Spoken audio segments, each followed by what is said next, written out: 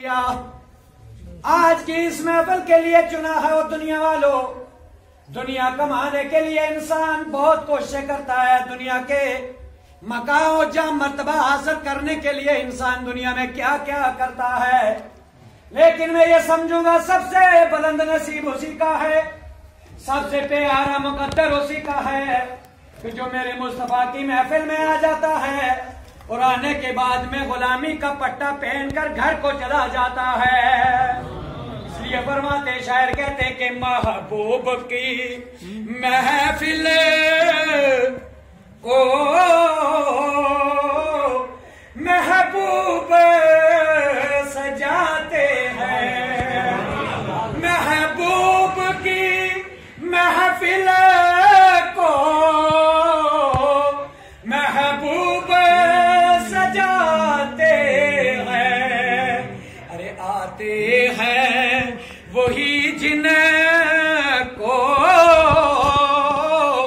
محبوب بلاتے ہیں. عید میلاد النبی اور کی آمد, نعرے تکبیر, نعرے رسالت. سرکار کی سنہانی در اصل عبادت ہے. یعنی کہ جس نے مصطفیٰ کا ذکر کیا, جس نے میرے آقا کا نام لیا, اس نے رب کائنات کا ذکر کر لیا. اس لیے کہ محبوب نے فرمایا, محبوب کائنات صلی اللہ علیہ وسلم کا فرمان تو یہ ہے جو میرا ہو جائے گا وہ میرے خدا کا ہو جائے گا, جو میرا نہیں ہے وہ خدا کا نہیں ہے. کہ سرکار کی سناخانی در اصل عبادت ہے. ہم نعت کی صورت میں قرآن سناتے ہیں.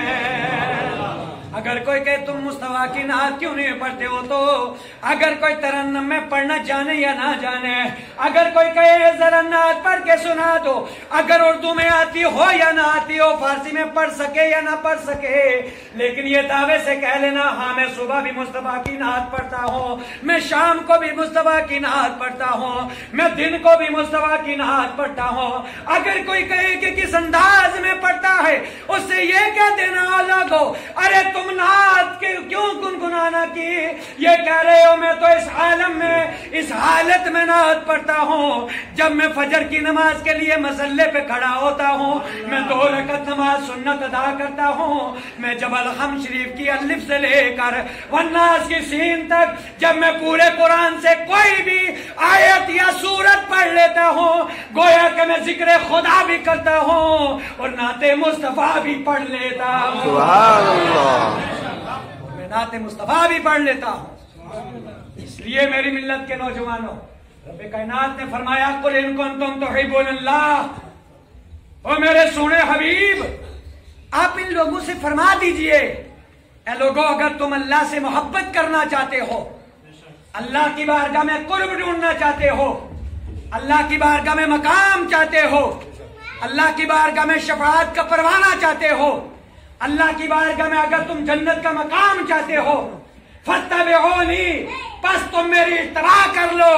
جب تم میری اتباع کر لو گے یحببکم اللہ, میرا خدا تم سے خود بخود محبت فرمانے لگے گا. سبحان اللہ. ارے اس محبوب کی کیا شان ہے کہ اس محبوب سے محبت کریں ہم اور اس کی محبت کا بدلہ ہمیں یہ ملے کہ ہم خدا کے محبوب بن جائیں, خدا کی محبت ہمیں مل جائے. اس لیے میری ملت کے نوجوانوں, رب کائنات کے پیارے پیارے نبی کے پیارے پیارے امتیوں, نبی کا کلمہ پڑھنے والوں اور محبت رسول کا جام چھلکانے والوں اور محبت رسول میں آ کر اللہ کے گھر میں بیٹھنے والوں, اللہ آپ کی محبت کو سلامت رکھے, اللہ آپ کے گھروں کو سلامت رکھے, اللہ آپ کی اولادوں کو سلامت رکھے. یاد کر لینا میری ملت کے نوجوانوں, ہم اور آپ کیا محبت کر سکتے ہیں. اللہ اللہ اکبر. غزوہ بدر غزوہ حنین کے اندر ایک میرے سرکار صلی اللہ علیہ وسلم سے محبت کرنے والا صحابی ہے. جنگ احد کے مقام پر دیکھا جائے ایک صحابی رسول ہے, ہم اور آپ بھی محبت کرتے ہیں. ہمیں اعلان پہ اعلان کیا جاتا ہے, آؤ محبت رسول میں آ جاؤ, آؤ جلسہ رسول میں آ جاؤ, آقا کا میلاد منایا جا رہا ہے, جلدی جلدی چلے آؤ. لیکن ہمارا ایک قدم آگے بڑھتا ہے, 10 قدم ہمارے پیچھے چلے جاتے ہیں. 1000 قسم کی مصروفیات, 1000 قسم کے تصرفات, 1000 قسم کے تخیلات, 1000 قسم کے ہمارے جو ہیں ایک قسم کے خیالات میں ہم ڈوب جاتے ہیں. جائیں یا کہ نہ جائیں, ابھی یہ کام کر لیں پھر جائیں. لیکن میرے قربان جا صحابی رسول ہیں, اللہ اکبر, احد کا میدان لگا ہوا ہے, احد کا معرکہ ہے بدماشوں کے ساتھ میں اور منافقوں کے اور یہودیوں اور کفار کے ساتھ میں معرکہ لگا ہوا ہے. میرے مصطفیٰ کریم صلی اللہ علیہ وسلم کا دیوانہ ہے, آ گیا میرے آقا کی بارگاہ میں, آ کر عرض کرنے لگا یا رسول اللہ, اے میرے پیارے آقا, میں آپ کے قدموں پر قربان ہونا چاہتا ہوں. لیکن جب گھر کو چھوڑ کر, اپنی اولادوں کو چھوڑ کر, لیکن یہ وہ لنگے صحابی تھے جو پاؤں سے چل نہیں سکتے تھے, جن کی اولاد کو نبی کے نام پر قربان وہ کر چکا تھا, لیکن محبت نے پریشان کر لیا. اس کا تقاضا ہے, جوش میں آ گیا, کہا لنگڑا ہوں تو ہو جانے دو, چل نہیں سکتا ہوں تو کوئی بات نہیں ہے, کم سے کم نبی کی محبت میں جا کر جان تو قربان کر دو. اب چلے گئے ہیں, گھر سے نکلنے لگا, لیکن جو عالیہ تھی, گھر والی تھی, پاؤں کو لنگڑاتے ہوئے دیکھ کر مسکرانے لگی اور تانے پہ تانا مارنے لگی. گھر والی کا کام ہوتا ہے تانے پہ تانے دینا, اپنے شوہر کو تانا لینے لگی ہے. ارے کھڑا ہونے کی جسارت نہیں رکھتا ہے, چلنے کی طاقت نہیں رکھتا ہے, اب میدان کے اندر لڑنے کے لیے جا رہا مصطفیٰ کے قدموں پر, لیکن رو کر کہنے لگا ہے کیا معاملہ ہے, اگر نہیں چل سکتا ہوں تو نہ چلے, یہ جان بھی مصطفیٰ کی ہے اور لٹانی بھی مصطفیٰ کے نام پر ہے, سبحان اللہ. لیکن جب گھر سے چلنے لگا ہے, آنکھوں سے آنسو کی لڑیاں جاری ہو جاتی ہے اور رب کی بارگاہ میں دعا کرنے لگتا ہے, اللہم انی اسألک بحق محمد, اے اللہ میں تیرے نبی کی بارگاہ میں یہ سوال کر رہا ہوں, میرے آقا میرے سوال کو قبول فرما لو. لیکن جب رسول اللہ کی بارگاہ میں آئے ہیں, آقا کی بارگاہ میں عرض کرنے لگے ہیں, یا رسول اللہ انظر حالنا, اے میرے آقا میرے حال کو دیکھ لیجئے, یا رسول اللہ انظر حالنا, یا حبیب اللہ اسمع قالنا. او میرے آقا جو میرے سوال ہے, او میرے آقا جو میری گریوزاری ہے, او میرے آقا جو میرے یہ عریضے پیش ہے, میرے آقا قبول فرما لیجئے. مصطفیٰ کریم صلی اللہ علیہ وسلم نے فرمایا, میرے غلام کیا کہنا چاہتا ہے؟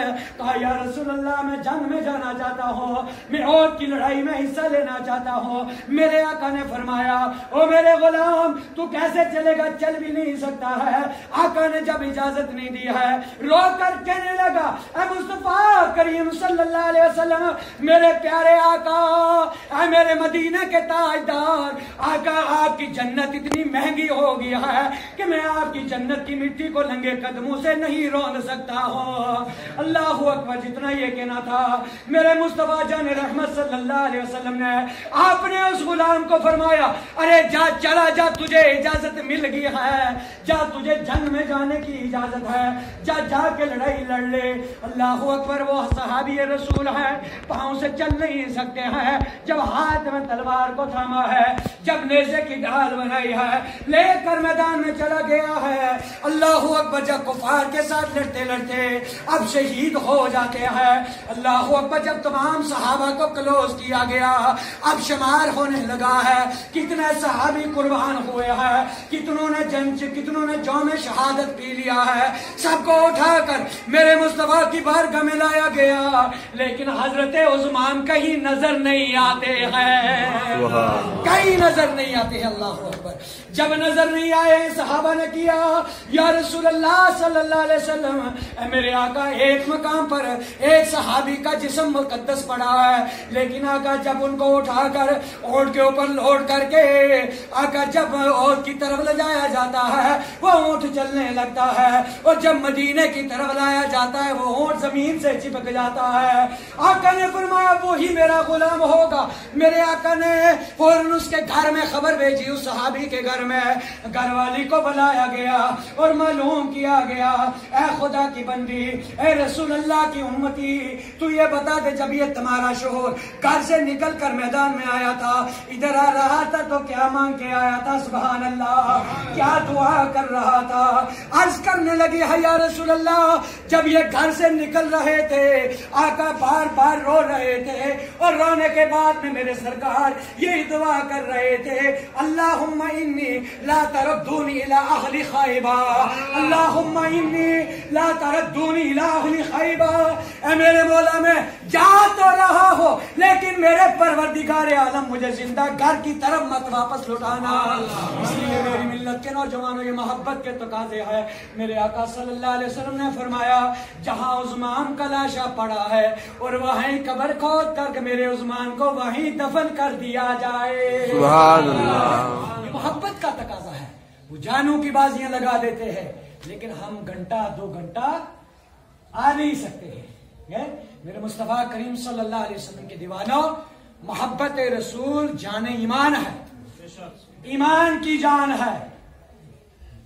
جو محبت نہیں، نماز جو شخص پڑھتا ہے تو محبت ہی سے تو پڑھتا ہے، جس نماز میں محبت رسول نہیں وہ نماز نماز نہیں، جس عبادت میں آقا کی محبت نہیں وہ عبادت عبادت نہیں، جس ذکر میں میرے سرکار کی محبت نہیں وہ ذکر ذکر نہیں، بلکہ بروز محشر جو میرے آقا کی محبت سے خالی جو ذکر ہوگا رب کائنات اس کو واپس لوٹا دے گا۔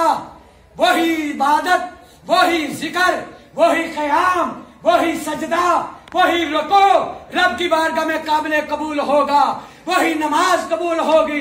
اگر خدا کے لیے ہم مسلح پہ کھڑے ہوتے ہیں، ہم مسجد کے اندر آتے ہیں، اسلام کی خواتین ہو یا نوجوان میرا بھائی مومن مسلمان ہو، اگر نماز کے لیے کھڑا ہوتا ہے، اسی نماز کے اندر رب کائنات نے سجدہ اپنے لیے رکھا ہے، قیام اپنے لیے رکھا ہے، اور سجود اپنے لیے ہے، تکبیر تحریم آپ نے لیے ہے، اور اسی نماز کے اندر اللہ نے سلام اپنے محبوب کے لیے رکھا ہے۔ سبحان اللہ۔